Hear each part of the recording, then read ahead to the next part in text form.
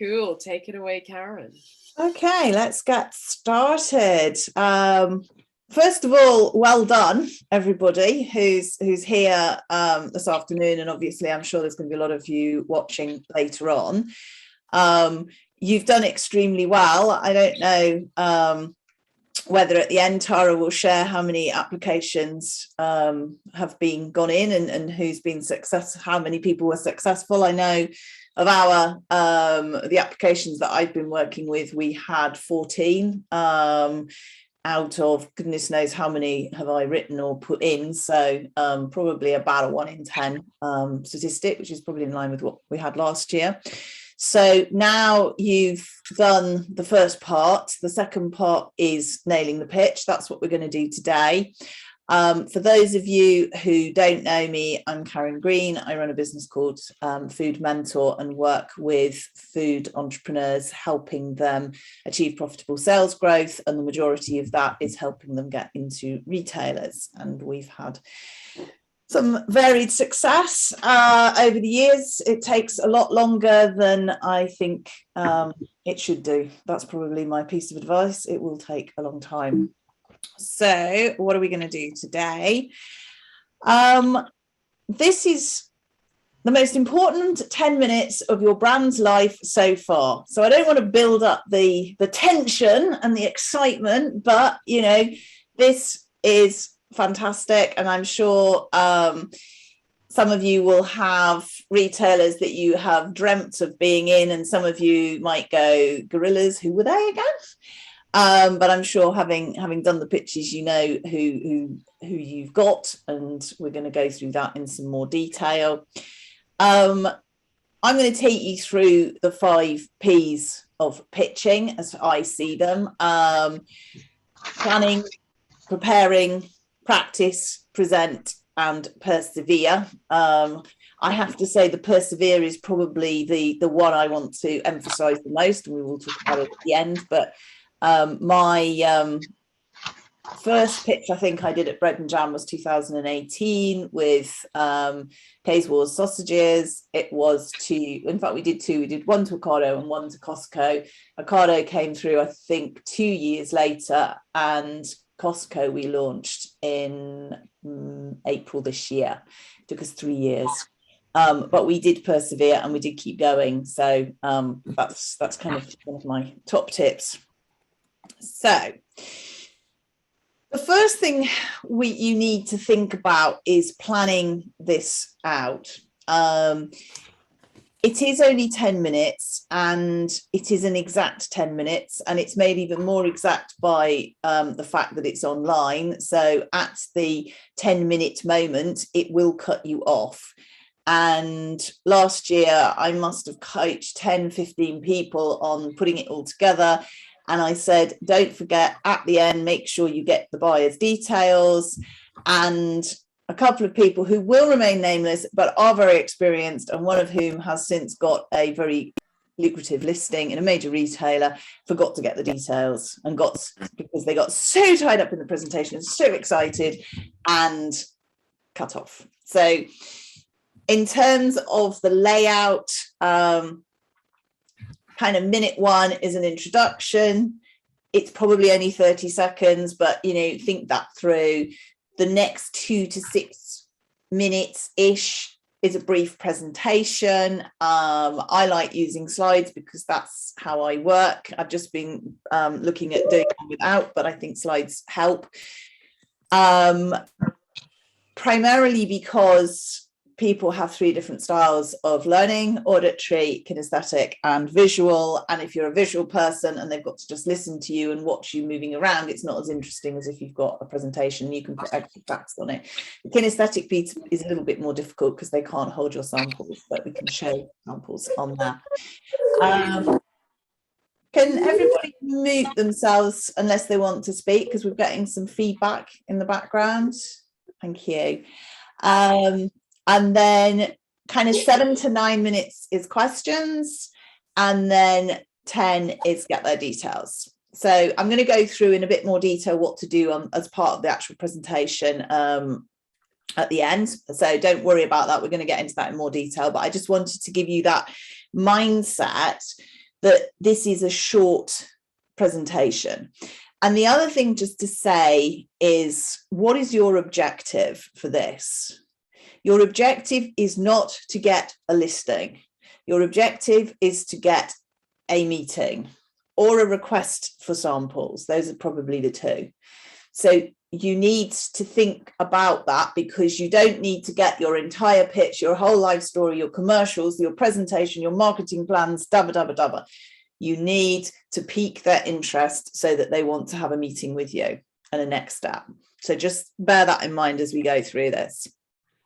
So preparation, preparation, preparation. A commercial director of mine used to say, fail to prepare, prepare to fail.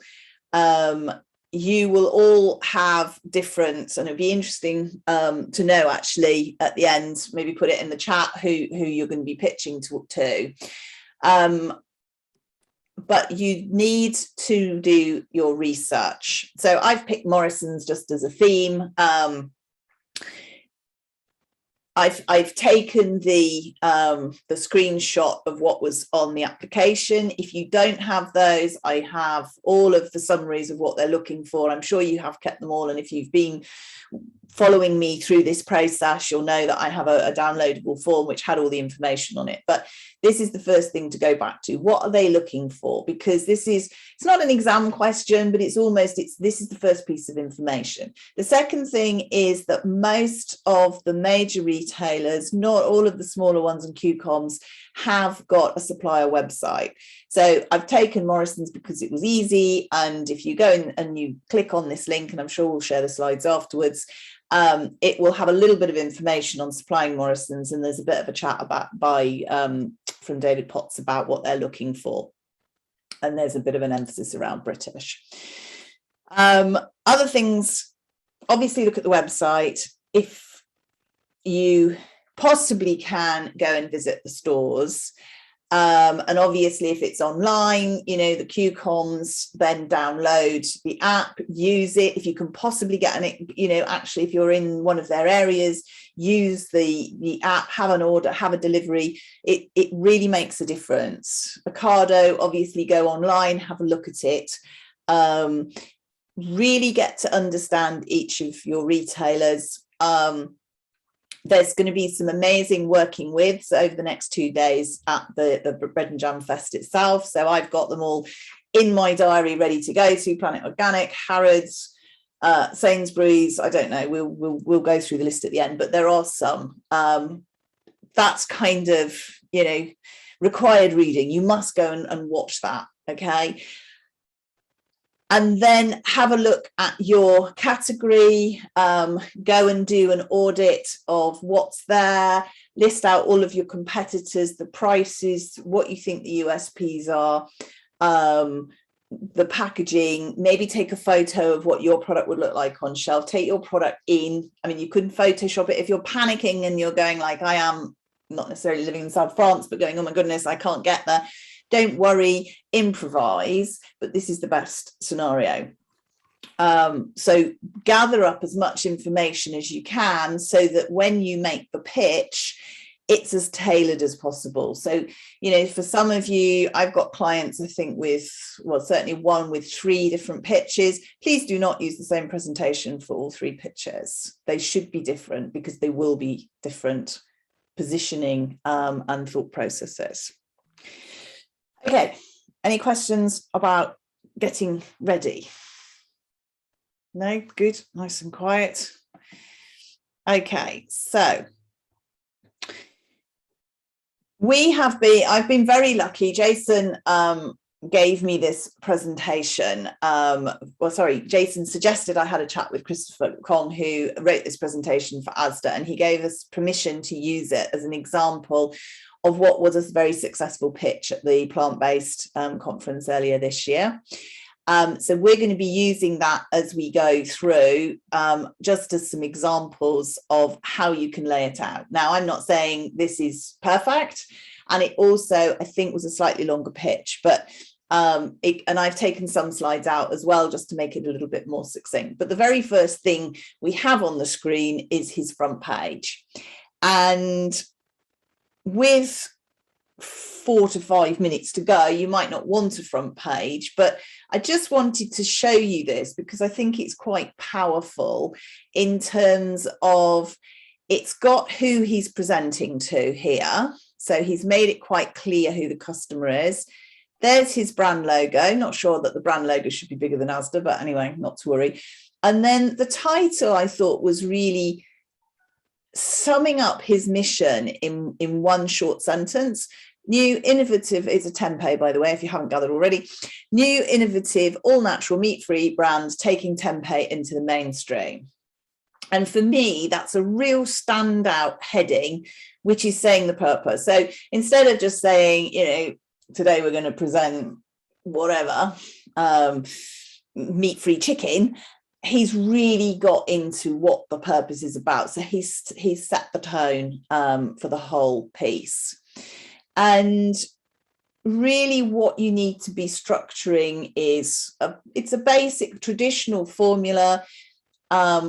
Start with the category story. What's the opportunity? What is your product and brand? And then what's your proposal? And what I find with a lot of people is that they start with the product and the brand story and get really into that because that's what they're passionate about. When you're selling, you need to think about them. It's about them. It's not about you. Your story is interesting and it may well form an important part of your branding, but it's not the first thing you need to hit them with. Because at the end of the day, retailers are there to make money. And your job is to come along and say, Mr. Retailer, I can make you more money than your current range.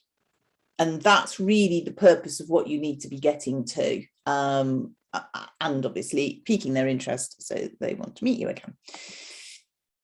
So just in terms of layout, on the right, we're going to have the slide and on the left, we're going to have some thoughts. So the first one, as I say, category story. This will vary depending on each of you. I've written some for people recently, coached some, and they're all different.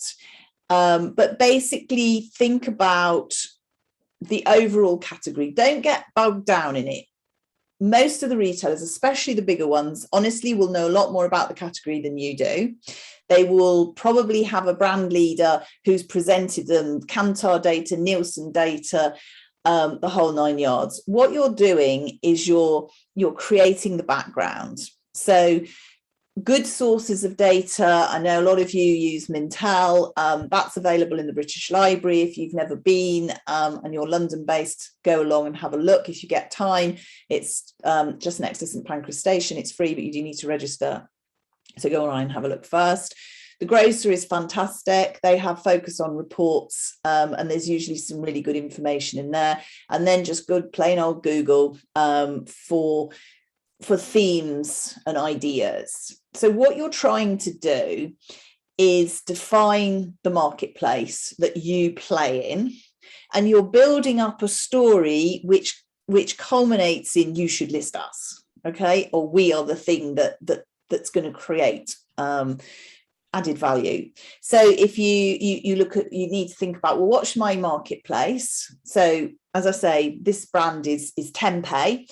So they are talking about why tempeh. They haven't even got to why tempeh, actually. What they're starting with is the background, which is about plant-based diets. So they're saying, look, 300% increase in plant-based diets, flexitarian, anyone who's seen the Whole Foods trends that came out today, there's now reducitarian, which is a new word. I'd write that one down if that's relevant to you, because it's a really interesting concept, which I obviously haven't come across before.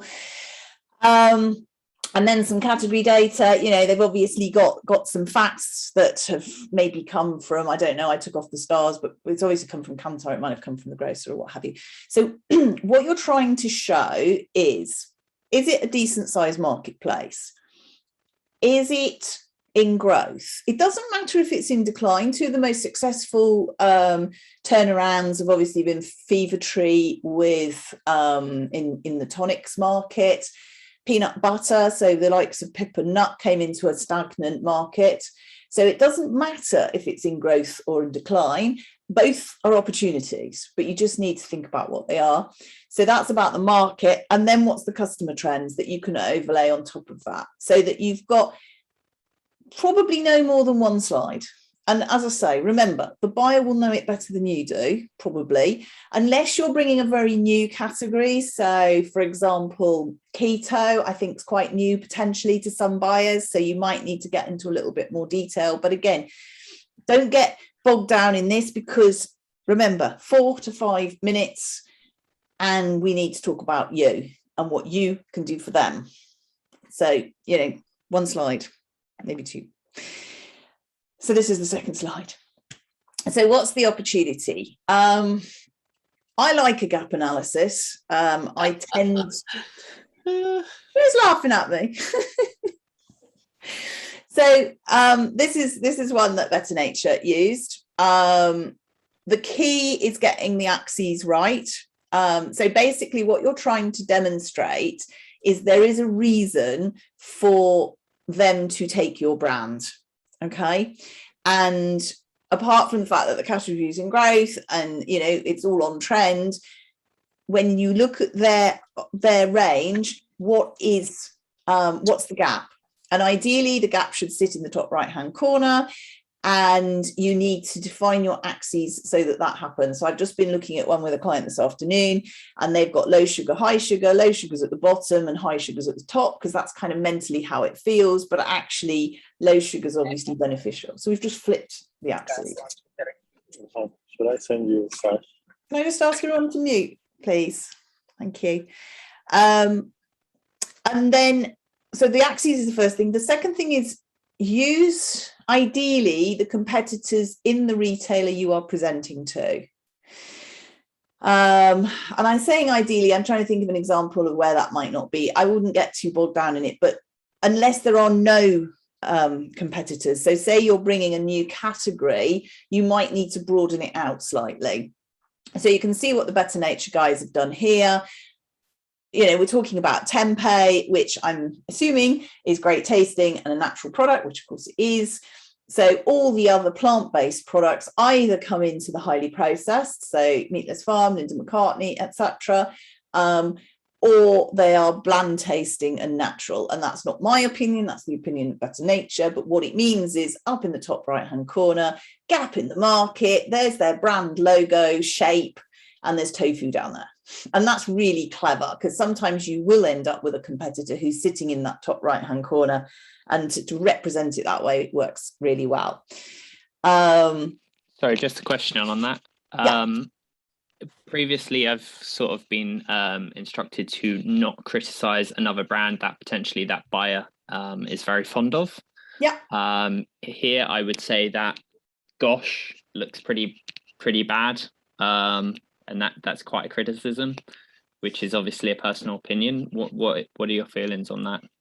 You're absolutely right, Brian. You don't want to be criticising anybody else. So, really awful and really great are probably not an axis you want to put on there. Highly processed and natural, is it a fact? It probably is. You could back it up. Bland tasting, great tasting. Honestly, is tempeh taste any better than Gosh? I don't know. But I agree with you. Be careful that you're not slagging off the competition. Ideally, you want something that's tangible. So high sugar, low sugar, high price, low price. Lots of additives, no additives. Does that make sense? So they're tangible things that you can actually prove in, and it's not emotive and it's not subjective. I think, does that answer your question? Yes, thank you. Okay, cool. So we've got them ready, yeah. So we've brought them down this is the category, this is the gap you've got, and now we're going, this is us. Okay, now the way Better Nature did it was in 2 slides. Again, depending on your time, you might want 1 or 2 slides, but they were then going, right, we make protein without compromise. And then they're talking about the elements, nutritious, sustainable, whatever. So when you're doing this, once you've done your audit and you know what your competition is, it's pulling out the relevant components of your brand, because again, we haven't got half an hour to tell them your life story and why it's so amazing and how you went to Sicily to source it, etc., etc. You need to get the real succinct, pertinent points, which is what they've done, four points. And those are your USPs and maybe your mission as well. And remember, it's not just about your products, it's about the brand, because I think we are all guilty of getting too sucked into talking about product and product components and not talking enough about the brand. And certainly the successful applications that I've seen go in and got pitches did seem to focus more on brand. Although product is important as well. I'm not belittling that. So then we need the ta-da slide. So it's us, by me, by me. That's the point of this one. So if you look at, again, he had several. How you construct this slide is entirely up to you, but you certainly want to be showing your products.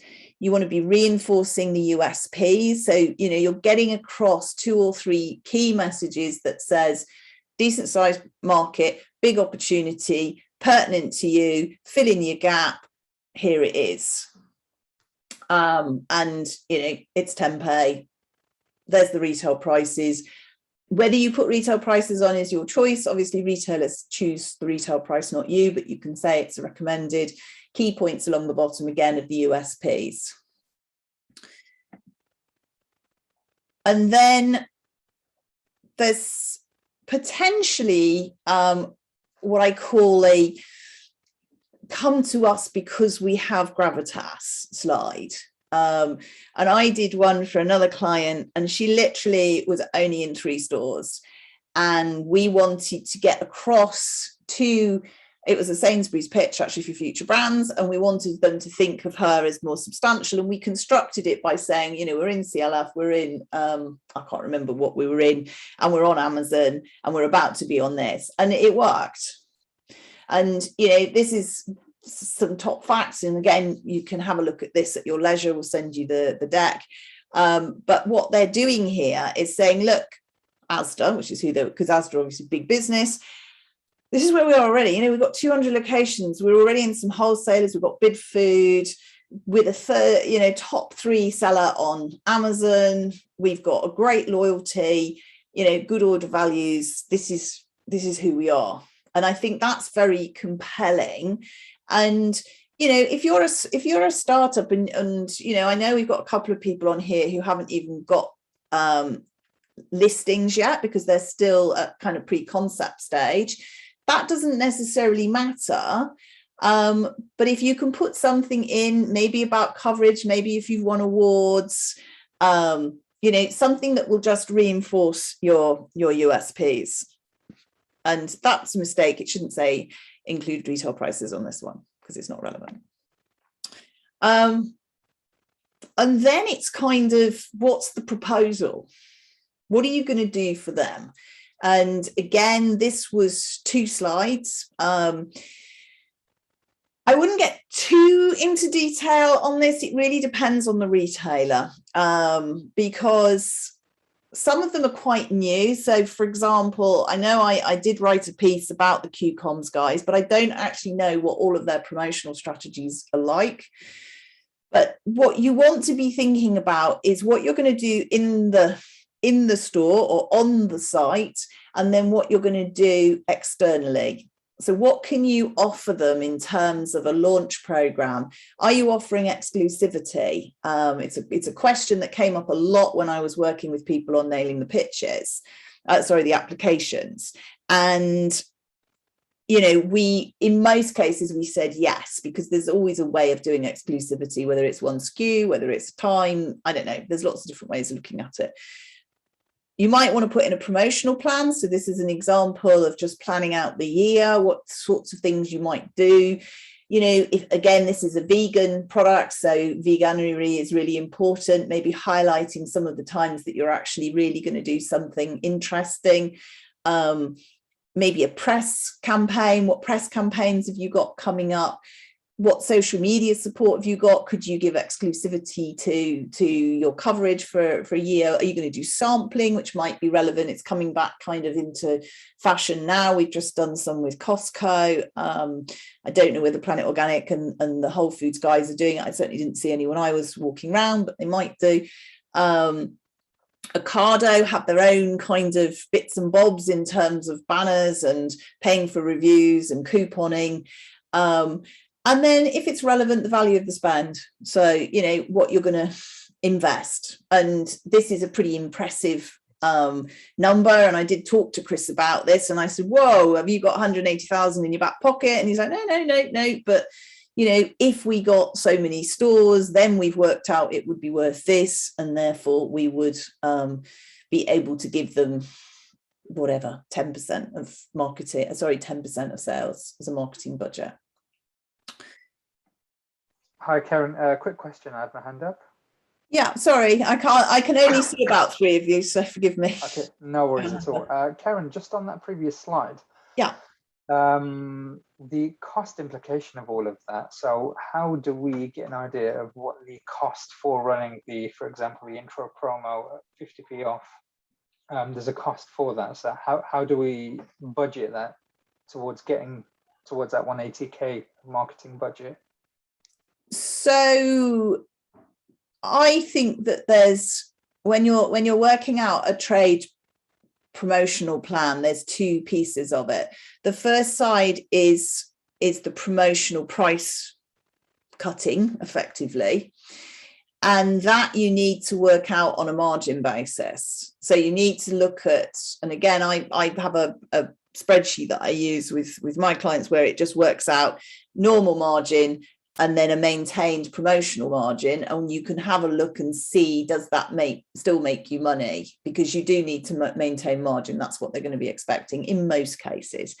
So that's the piece on that side, and that really should be self-liquidating. So that should pay for itself.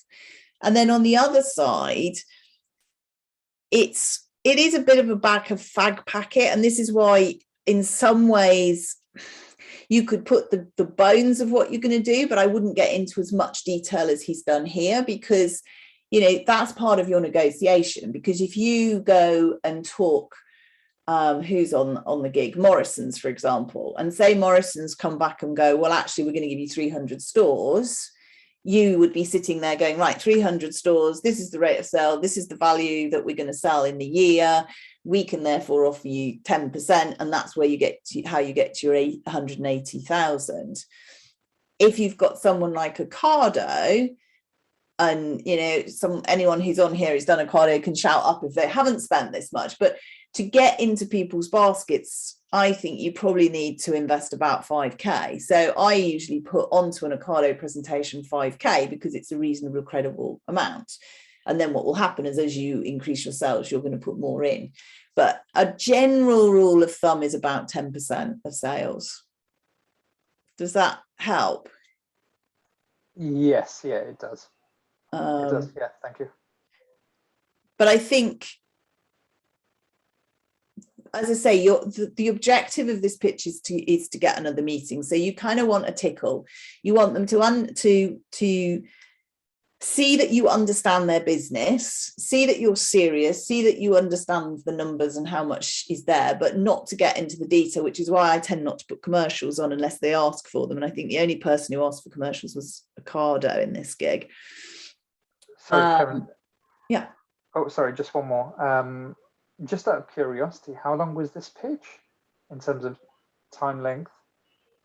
I think it was 15 or 20 minutes. Okay, thanks. Okay. Sorry, But I have taken some slides out. So, sorry, Karen, just a quick question. You said not to mention commercials, but is it worth teasing them, at least with the front margin, just to give them, make it kind of seem worth their while, or would you not mention margins at all? I think it will, it will probably come up in one, it might come up in one of their questions.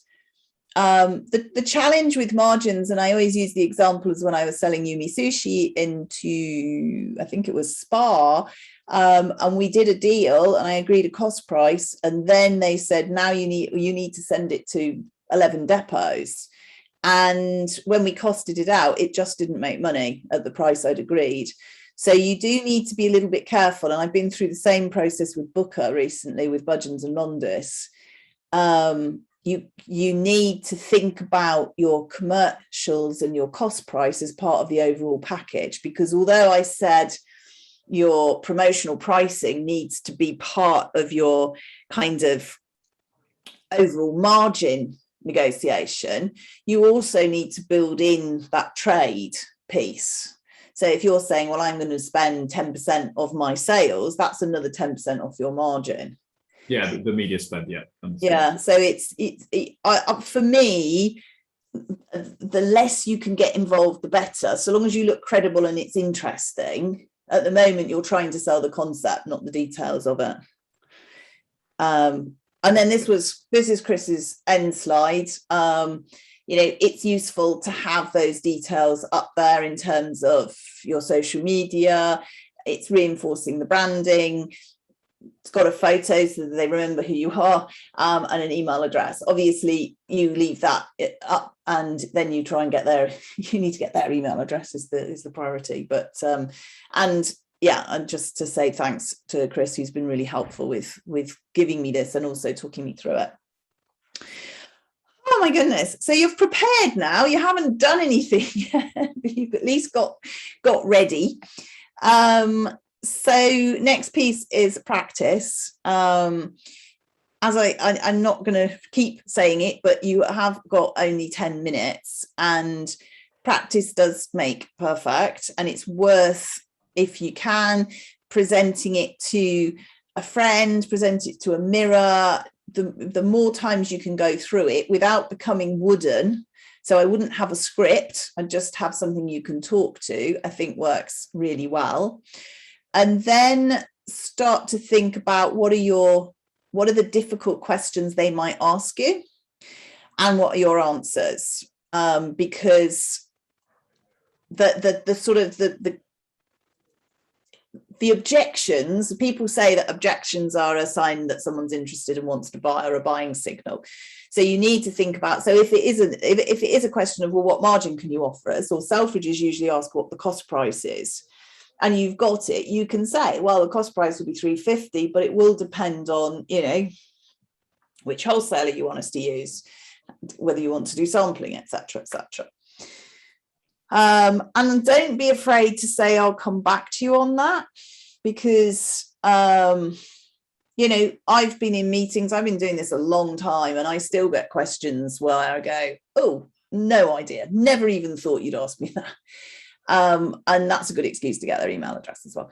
And then create a fact book. It's a little bit old fashioned, but we used to always have a fact book, and basically that's every bit of information you've ever written about your brand, maybe your brand plan, maybe your target customer, maybe their target customer, maybe their annual report, just everything that's relevant to your brand pitching to this retailer, so that you've got it at your fingertips just in case. And it's always useful, because occasionally you do go, oh, I'll just look that up, although it needs to be accessible because you can't use up your time. So practice makes perfect. And just then a question on that. You mentioned about cost price and mentioning that. I guess you've got a kind of cost price which includes if they're using a distributor or whatnot. Do you normally give the full cost price, or do you just give like the retailer's cost price, which might already take off an allocation for a distributor? I would go with your retail price, and then ask them how they, do they work directly? So, for example, some retailers will backhaul.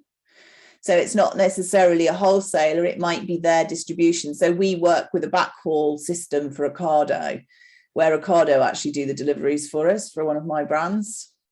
Okay. Yeah, because then you can give them a much bigger margin opportunity if they want to buy direct from you.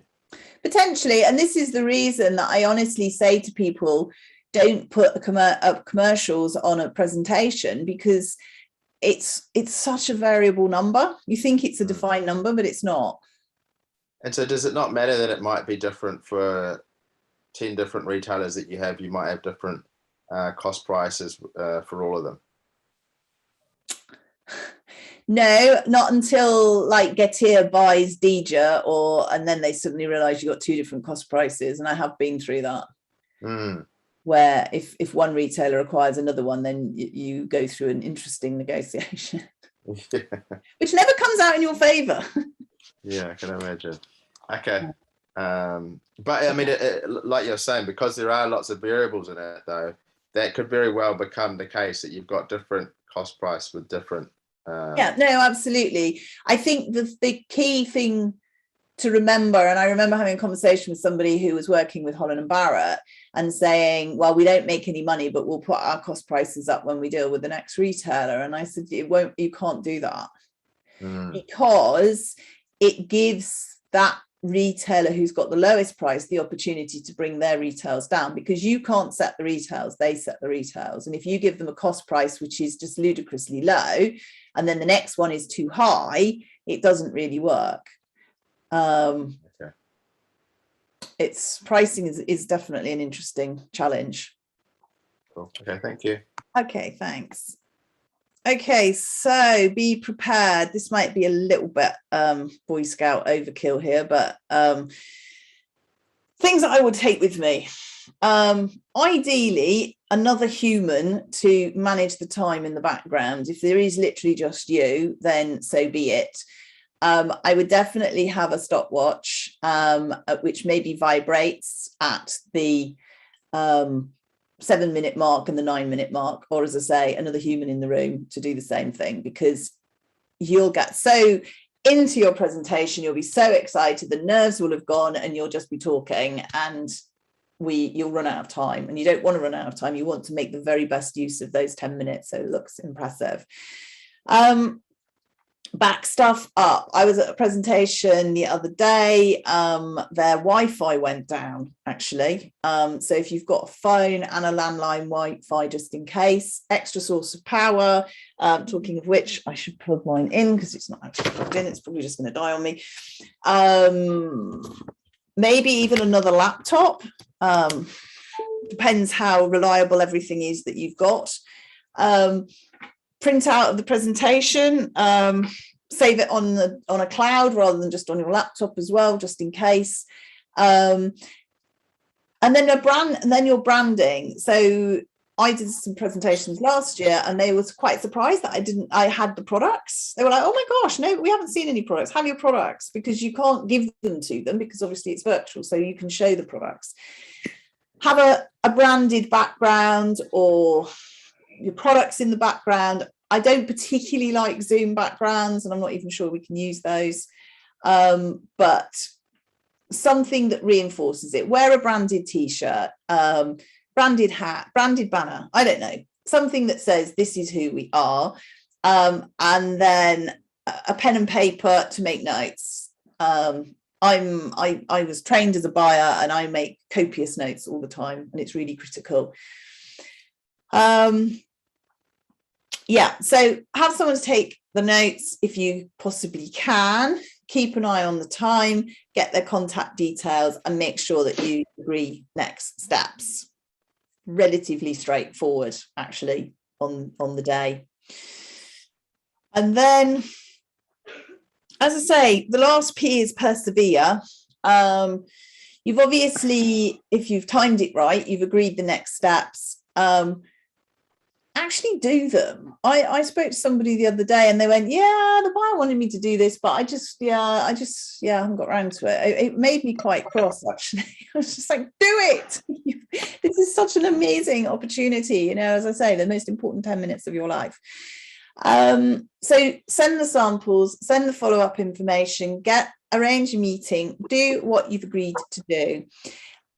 And then don't be surprised or devastated, or both, that you don't hear anything. This can be for lots of reasons. It might be that actually they're not looking to do a review on your category at the moment. So, you know, it's not time yet. It might be the wrong buyer and they've got to pass it on, and then you're chasing that buyer and they've passed it on, so they just keep deleting you, and you just need to keep drip feeding more information. And do what we did with Costco. I mean, as I say, we met Costco in 2018 and we finally got the listing at the beginning of this year. And we just kept going. And every so often we'd do something, we'd win a Great Taste Award, we'd win the Pie Awards, Dee would win an award for something, or we launched a new product. And it was actually that final launching of the new product, which I sent them an email in January and said, oh, you know, Happy New Year, we're coming in with a new product. And bang, he replied and said, can we have a meet? We're interested. And I was quite surprised, but you know, perseverance pays. So I think you have to be mindful of that. I think the fastest listing I've done is 6 weeks. And as I say, the longest is that Costco one, which was 3 years. Okay, thank you for listening. Do you have any questions? Hi, Karen. Hi, how are you doing? Very well, thank you. How are you? I'm very well, yes, a bit tired. I've been doing an awful lot of talking about bread and jam in the last week or two. Just wanted to ask 2 quick questions. If your product is quite sort of innovative and new on the market, any sort of tips regarding market research and if you haven't really got a competitor to, you know, benchmark against? Is there another marketplace where your category might be successful? So, you know, is it big in the US? Is it big in Europe? Is there something you can extrapolate from? So that's one way of doing it. I think the other way is to build on consumer trends. So you move away from looking at market data and you look at consumer trends and you say, look, you know, this is nailing consumer trends and it's innovative. And Mr. Retailer buyer, I'd like to offer it to you exclusively. Maybe you might not, but there's that option, that tickle. And if it's a good enough presentation, it's interesting enough, they might be wanting to work with you on that basis. It's hard when you've got no sales, no reviews, no award, no traction. But then, you know, you can might be pushing it in a week, but you could certainly do some online research. You could set up a SurveyMonkey survey amongst, I don't know, many of your best friends and get their opinions. That might work. Does that help? I don't, yeah, I just, because obviously haven't talked about your product, so putting it in context. Yeah, no, I will make contact with you after this. Yeah, give me a shout. I mean, the details are there in terms of my email address. I am doing I don't have a lot of space this year, unfortunately, but I am doing a couple of power hours. So if you want to come and do a specific hour with me and we can craft the pitch, I'm quite happy to do that. We're launching Pitch Perfect course, which takes you right through from the start through to pitching and finding buyers, because I don't know about most of you, but certainly most of my clients, yes, we've had some success, but we didn't get Selfridges or we didn't get this, and we will then be sweeping that up and starting to approach buyers in a different way. So the course is quite interesting. I'm also doing a free webinar on Friday, which is looking at how to approach buyers if you haven't got the buyer of your dreams and how to approach that. So I'm sure we can send out, I couldn't put it all down on one slide. So, but if you're interested in that, just drop me an email and I'll send you the details and the link, and it's on my LinkedIn as well. Oh, and link in with me as well, please. I think most of you are actually, I haven't seen everyone on here, but most people know who I am. So. And Karen, just a question as well. Sure. I guess similar to that one. So for a brand, so I'm not actually launching until March next year. Is there any kind of different way or different things I should be saying because of that, or kind of follow what you've talked through? I think in some ways it's easier to do it when you're still in the planning stage, because you can be a bit more creative. I think it depends on who you're presenting to. Yeah. So if it's somebody like Selfridges, they are much more used to fledgling brands. Yeah. If you're suddenly presenting to Tesco, it's a bit more complicated. But then because they're I'm presenting to Gorillas actually. Okay.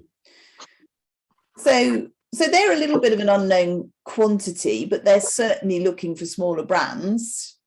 Yeah. So you don't need to be sort of crazy with I've got the capacity, I've got enough to produce 2 million a week or something, because their business is going to be much smaller. But for them, I think it's about partnering, both being, on the start of a journey and partnering together. Yeah, cool. I think that would work quite well. Hi. Hi, Karen. It's Susie. I just wanted to follow up on that, actually, just as you talked about the QCOM retailers.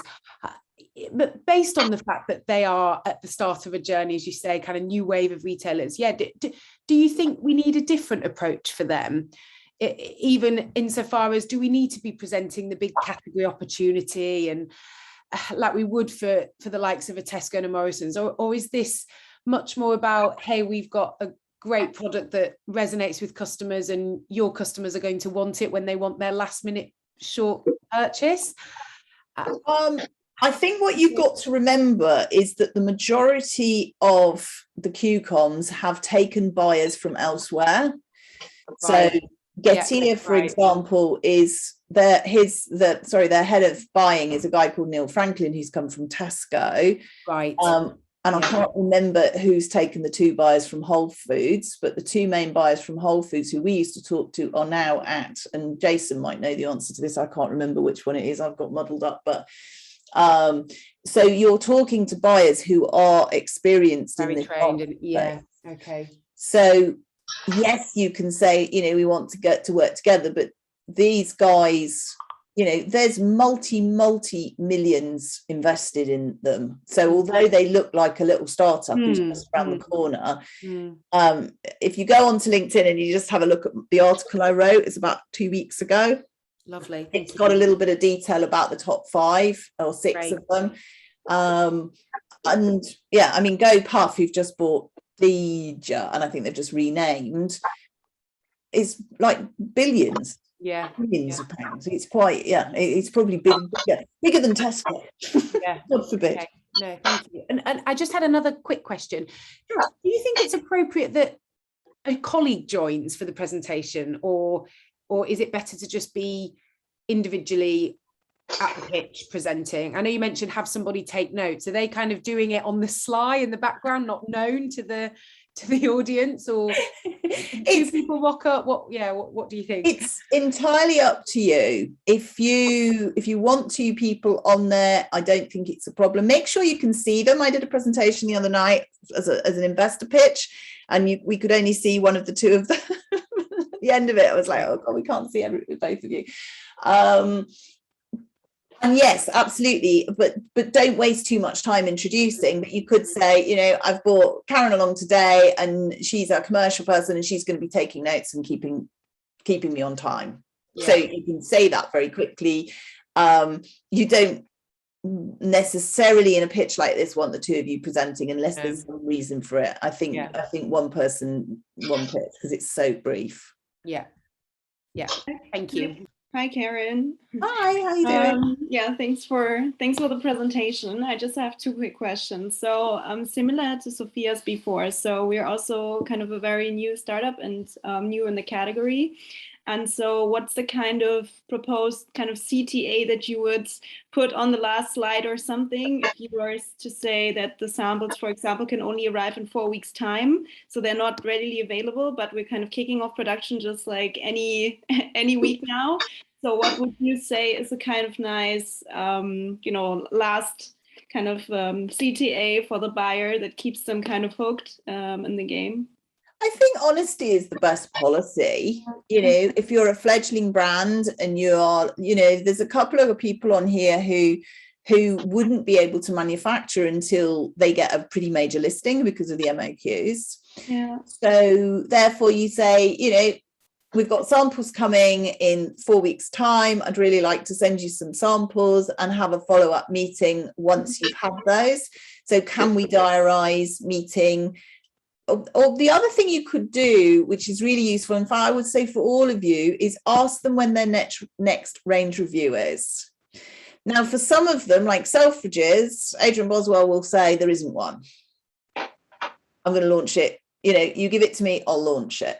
But it's quite useful information, because actually, if somebody says, well, actually, we're not launching until April next year, what you then need to ask is, well, when's the review date? Because they might be doing the review in next March, but they're going to review it, say, in November. So you need to be getting in for that. So if you can say to them, you know, we'll have samples ready in about 4 weeks, how does that sit with your timescales for talking about this going forward? So that would be kind of what you would say on the last slide, right? And then they ask questions. Yeah, you can do, or you can weave it in. Oh, we'll have some space soon, Karen. We'll have some space. Don't know who. Can we all mute each other? Mute unless you're having a chat. Thank you. Yes, I think. Would I put a call to action on the last slide? Probably not, actually. I think I would probably just say, do you have any questions?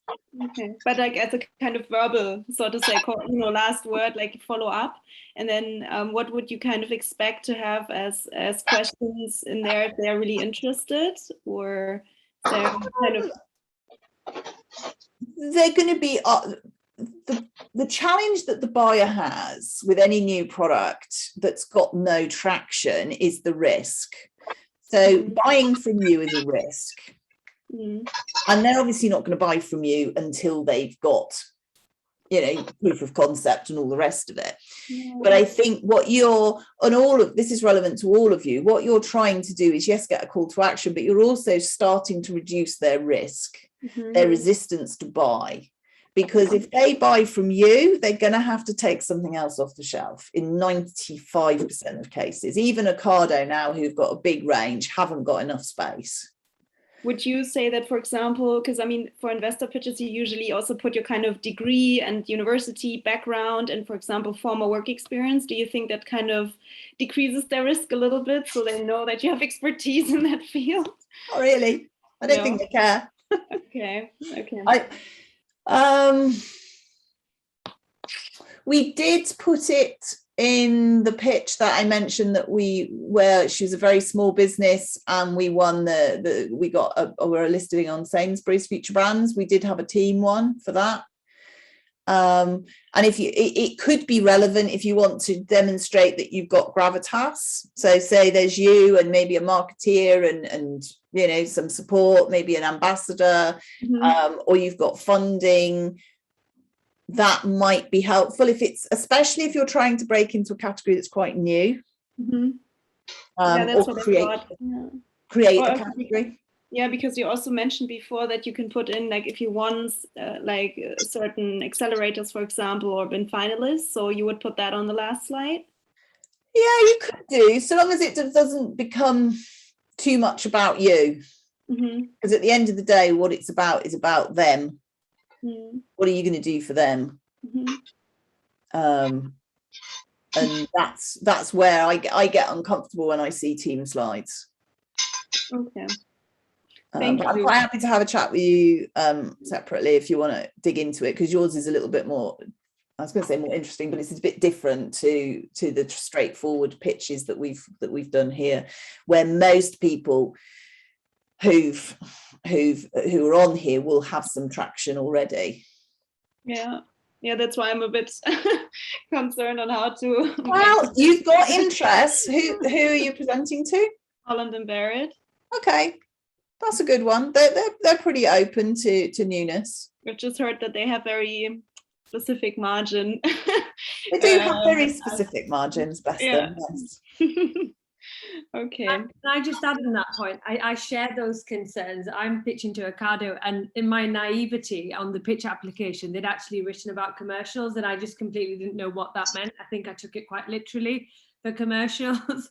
So I didn't really answer that. And now I'm dreading thinking that's going to be the first question put to me by the buyer regarding commercials and margins, etc. So any tips you can give on that, Karen, would be hugely appreciated. I think you've got to, with Ocado, you've really got to build the Ocado business plan, and you've got to say to do well, the whole point of Ocado is getting in the basket and getting in the favourites, because if you get in the favourites, you'll get repurchase. And to do that, you need to invest in marketing. And what I've always done is, people say, well, I'll invest £5,000, for example. But if say they're only going to sell 10,000, that doesn't make you any money. So you've got to balance out. And also the other thing, I've sold to Ocado a couple of times and been unsuccessful because we've been too expensive, actually, from a retail point of view, retail price. So again, go on the website, look at the competition if you have competition, and even if you are a completely unique category, there is still a share of stomach. So sushi sandwich, it's the same stomach, it's the same meal occasion.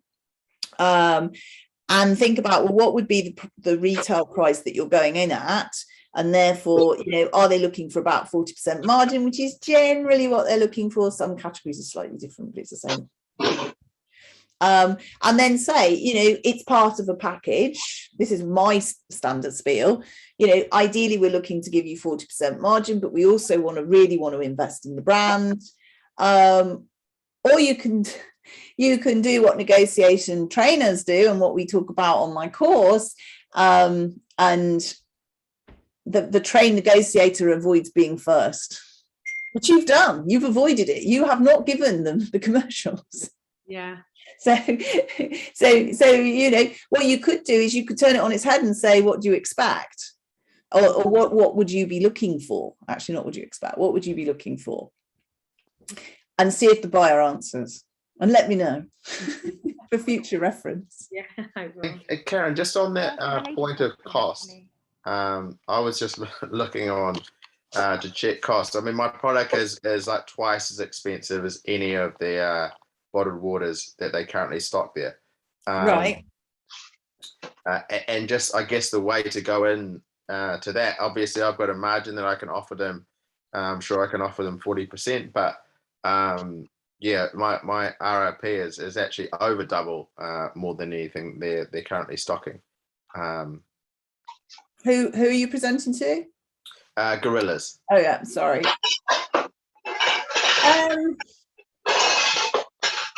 You're just going to have to go with it and see what they say. And with a very high price item, you have to justify it by the fact that your marketing is premium. You wouldn't expect to pay £30 for a Mulberry handbag, but you might do if you went into Primark. And it's the same for you. You're saying, look, this is a premium brand, and these are the reasons that we can charge this. And Gorillas, this is going to increase your overall category because you might sell a few less, but actually the overall average selling price of your category is going to go up because our retail price is so high. Yeah. So long as it's not nuts. Now double the price is a little bit nuts, but I honestly don't know, and without having a look at it in detail. And again, it's a negotiation and a discussion. Yeah, cool. Okay, thank you. You're welcome. Any other? Hi, Karen, can I ask a question? Yeah, of course you can. So I'll be pitching our overnight oats to Gorillas, Ocado and Harrods, and you talked about Ocado. Yeah.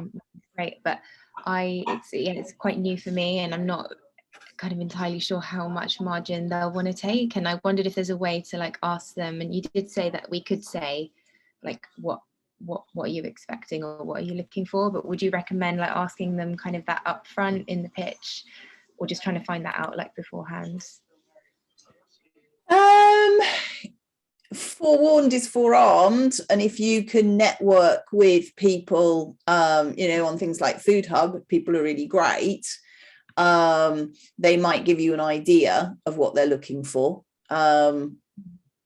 But at the end of the day, I mean, if you talk to someone like Selfridges, for example, he will only ever ask you for a cost price.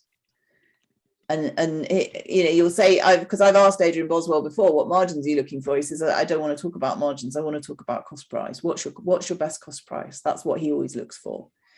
Okay. And that's absolutely correct, because when you get into the bigger retailers and you look at the Grocery Suppliers Code of Practice, you are not responsible for the retail price, they are, and therefore talking about margins is actually in violation of that practice. And it's a kind of slightly weird scenario. We all talk about margins, but actually what we really should be talking about is cost price. So yeah, ask around is my advice. Okay. Do you have any idea of what kind of margin Harrods or Gorillas might be looking for? Harrods are probably more premium, so they may well be going up to 50. Gorillas, I don't know. I mean, their costs are higher, so they might be looking for more margin. They're a bit of an unknown quantity, I think, for most of us. I think when I posted the article on LinkedIn, I did put it on the Food Hub, and I think somebody came back and said they're in Wheezy. So it might be worth putting Wheezy in the search on the Food Hub and getting into. I honestly can't remember who it was, but he said he was having a really good experience with them, so he might give you an idea on margin. Okay, cool. That's great. And on the matrix that you share, or yeah, I'm just reading that the question that you put in the chat. I just thought maybe logos would be more recognizable at a quick glance. You can use logos. I often build a gap. I've just done one for Costco where I actually cut and paste the brand photographs, actually, a product photograph. But yes, you can use logos. I think the reason Better Nature used the plain text is that the tofu didn't stand out very much. Yeah. But yeah, I think logos look better. I think it's easier to look at. Okay, cool. I just got one more quick question. If a retailer asks how much is the category growing, and I'm struggling to find the exact figure for the breakfast category, all I can find is data from 2014 to 18. Yeah, I know it's a very specific question, but would you just say this is what I have been able to find, and just be honest? I think I would be honest and say that there isn't category data available. You don't have category. It's a new category, overnight oats. And I would look at, there's quite a good grocer report on breakfast that's probably worth having a look at. And just quite things and we know that there's a lot more breakfasts have been eaten through the pandemic. People are going back to work. There's food on the go. It's going to be a growth category. It is a growth opportunity. And then also, weave in, you're plant-based as well, aren't you? Yeah. So weave in the plant-based piece as well. And do you want to you could extrapolate the market size if you wanted to, but it's still new. Yeah. So don't be afraid to say you don't know. You just say, you either say I'll come back to you, or I've really looked for the data, don't have any at this stage, but this is where it was in 2014. Or what you can do, and what I've done in the past, is relate it back. So if you've got data for overnight oats for 2018, and you've also got, I don't know, cereal from 2018, can you extrapolate the two?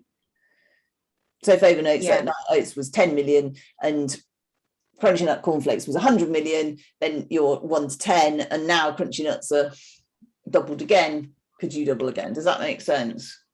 Yeah, you can try and do that. Yeah, that's really helpful. Thank you so much. It's a pleasure. Any more for any more? Yes, Karen is me. Karen too. Hi. Hi, just a quick question. In terms of the matrix, actually, and just touching bases on the comment that one of the people that are actually present to just make a question. The retailer Planet, I'm basically pitching to Planet Organic. My product, I only have one competitor which actually retails in Planet Organic. So I don't want to come across as like really targeting the competitor to really compare myself to them. I don't know. I'm just be like, how can I do, as I only have one, it will look like I'm just going for them. So it's like, how do you recommend me then to do the metrics in a way that it comes kind of, or should I not make it? Or I don't know, like what category are you in? Breakfast. Okay, so there's lots more than one competitor for you. Also, but it's also kind of low carb and keto, so it's really specific. Yeah, but in terms of the breakfast marketplace, you can say, you know, go into Planet Organic and see what breakfast they've got. Okay, so you've got high sugar breakfast cereals, you've got low sugar breakfast cereals, you've got a keto. Yes, you can, if you remember how the Bread of Nature guy does it. So he puts all of the vegan-y things over there. There is only one tempeh. If you notice, he doesn't talk, there's no other tempehs on his spreadsheet.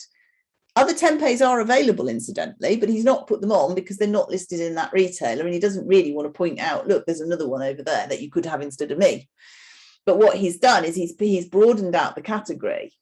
So what you need to do is take another step back from the category. Instead of going keto breakfast cereals or breakfast things, you either go keto or you go breakfast.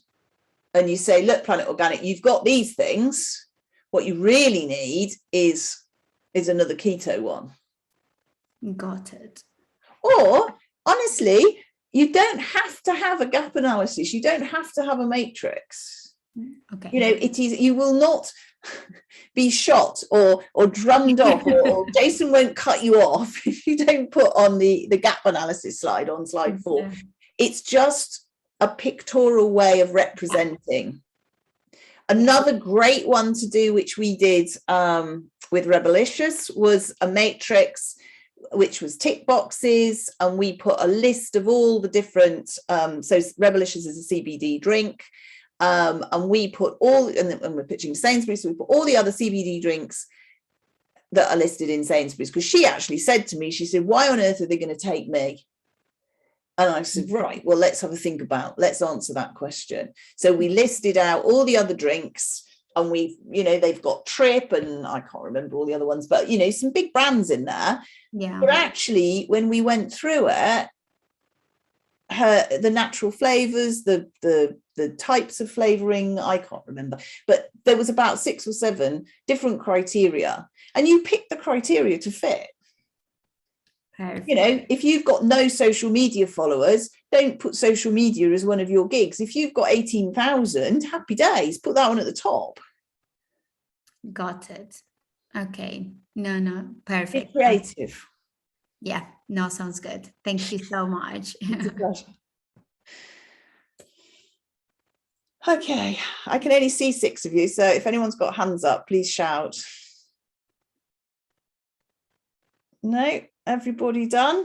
Actually, I have one more question. Okay. Regarding, is there like, I mean, obviously every presentation is individual, but would you say there's like, you know, a kind of standardized, these are the slides that you should always kind of have? I mean, in terms of titles or like certain asks, especially for very new brands?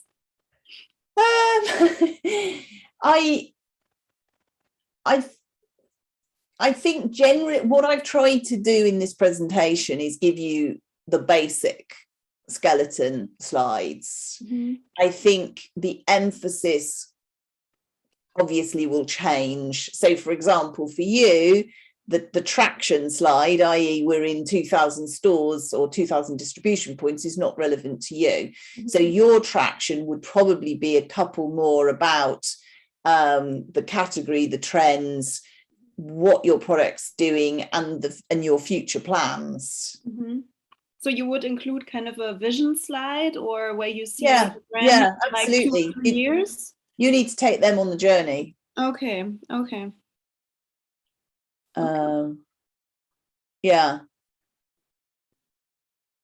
And that's an interesting point, actually, about the next 2 or 3 years. You might not want to get super into it. I was talking about this again today with somebody. If you've got 1 or 2 products, but actually, and they go, oh, okay, so, you've got 2 recipes or 3 recipes, you could say, well, we want to own this space, whatever that space is. And over the next couple of years, we're going to be launching this and this. Mm-hmm.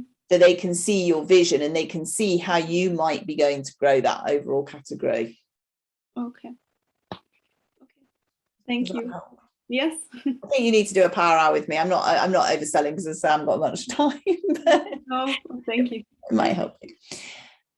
Okay, I think we are about done. I know we're over an hour, that's for sure.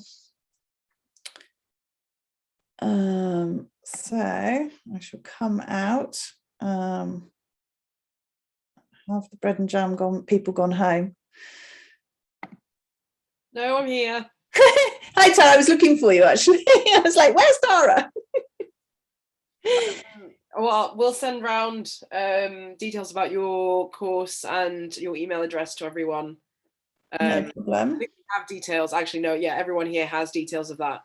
Yeah, no, I think you've more than shared who I am with people. But as I say, if anyone wants to come along, have a chat, happy to help. Yeah, good luck with it. It is really exciting. And don't forget, for those values you didn't get, we will do the webinar and we'll send you those details as well.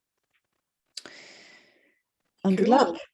All right, good luck, everyone. Shall I? I'm going to close here, Karen. Is that all right? Okay, yeah, absolutely. Thank you very much, everyone. Well, good Thanks, luck, Karen. everyone, and see you tomorrow, 9 a.m.